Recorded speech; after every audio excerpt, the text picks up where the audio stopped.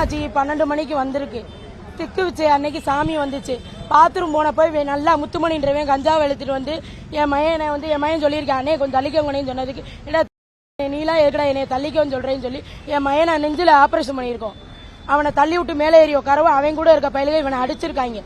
லைட்டா காதுல ரத்தம் வரவும் போலீஸ்காரங்க வந்து என்கிட்ட சொன்னாங்க, நீங்க ஸ்டேஷனுக்கு வாங்கம்மான்னு சொல்லவும் நான் ஸ்டேஷனுக்கு போயிட்டு வரவுமே எங்க வீடு வீடெல்லாம் உடைச்சு மறுநாள் காலையில என் கடைக்கு வந்து 10-20 பேரை கூட்டிட்டு வந்து என்னை அடிச்சு என்னை மண்டையெல்லாம் உடைச்சு விட்டுட்டு போயிட்டாளுங்க. பூவெல்லாம் கொட்டி 5000 ரூபா பூ வாங்கினேன் கடையை வாங்கி. அந்த பூவெல்லாம் கொட்டி விட்டு என்னோட கடை ஜாமானப்பெல்லாம் தூக்கிட்டு போயிட்டாளுங்க.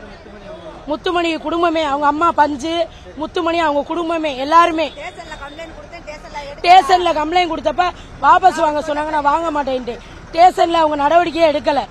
இப்ப என் பிள்ளைய நைட்டு 2 மணிக்கு என் மையம் இறந்த என்கிட்ட சொல்லவே இல்லை. காலையில 10 மணிக்கு தான் சொன்னாங்க. என் பிள்ளை இப்ப என்னன்னா என் மயனுக்கு நடந்த மாதிரி எந்த பிள்ளைக்கு நடக்க கூடாது. அந்த ஜட்டியை அரெஸ்ட் பண்ணணும், அந்த பஞ்சுன்றவளே அரெஸ்ட் பண்ணணும். என் புருஷன் இறந்து 5 மாசம் ஆச்சு.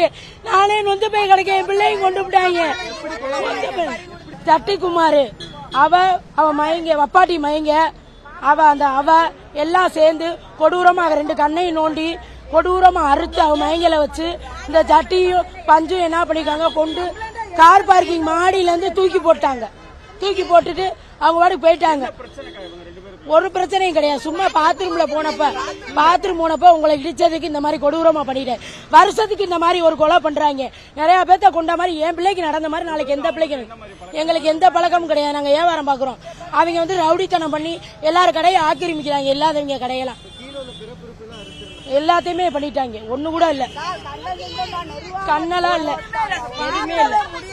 ட்ரெஸ்ஸே இல்லாம கைய அறுத்து காலை அறுத்து கழுத்தை துண்டா அறுத்து 2 கண்ணையும் நோண்டி கொடூரமா பண்ணிருக்காங்க. இவங்களுக்கு நடவடிக்கை எடுக்கணும். இவங்க மீனாட்சி அம்மன் கோயில் பக்கம் சுத்தி வரக்கூடாது. இவங்க குடும்பமே வடக்க மாசி அவங்க எல்லாம் சும்மா போயிருக்காங்க. ஜட்டி பஞ்சு தான் மெயின்.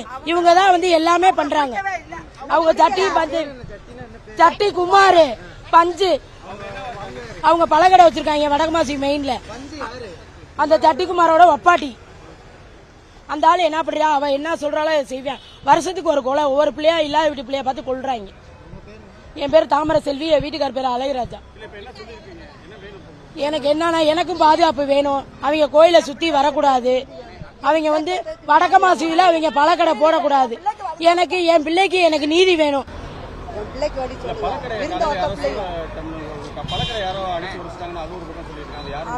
அது வந்து நாங்க தான் பழக்கடையை நான் தான் தள்ளி விட்டேன். என் பிள்ளைய போச்சு. நீங்க எங்கடா பழக்கடை வைக்கணும்? நான் தள்ளி விட மாட்டேன் சார். என் பிள்ளைய இழந்திருக்கேன். நான் இதோட விட முடியாது சார். எனக்கு ஏதாவது இது எனக்கு உயிருக்கு உத்தரவாதம் வேணும். அவன் என்ன சொல்றா, இன்னும் பண்ணுவான், அடுத்து உடனே போடுவான் அப்படின்னு சொல்லியிருக்கா. எல்லாத்துலயும் எதுக்குன்னு தெரியல. அதெல்லாம் ஒண்ணுமே கிடையாது. சும்மா மாமூல் வாங்குறாங்க சார். இந்த பிள்ளைய அடிச்சப்பயே இந்த பிள்ளை போய் கம்ப்ளைண்ட் கொடுத்தது போலீஸ்காரங்க கம்ப்ளைண்ட் எடுக்கல. அவங்க எடுத்துட்டாங்கன்னா பச்சை பண்ணு உயிர் போயிருக்காது. இன்னைக்கு அந்த உயிர் இருந்திருக்கும். அவங்க அந்த ஸ்டெப் எடுக்காதனாலதான் இன்னைக்கு இந்த பிள்ளைக்கு பாதுகாப்பு இல்ல. இன்னைக்கு இந்த பிள்ளைக்கு நடந்த நிலைமை நாளைக்கு எந்த பயலுக்கு நடக்கும்? கண்டிப்பா நடக்கும். ஏண்டா இது வந்து ஒரு பிள்ளைக்கு ஒரு பிள்ளை வந்து எதிரி கிடையாது. அப்படி என்ன பச்சை மண்ணு என்ன எதிரி சொல்லுங்க? பச்சை மண்ணு என்ன எதிரி? பச்சை மண்ணு என்ன எதிரி சார்? அதை சொல்லுங்க.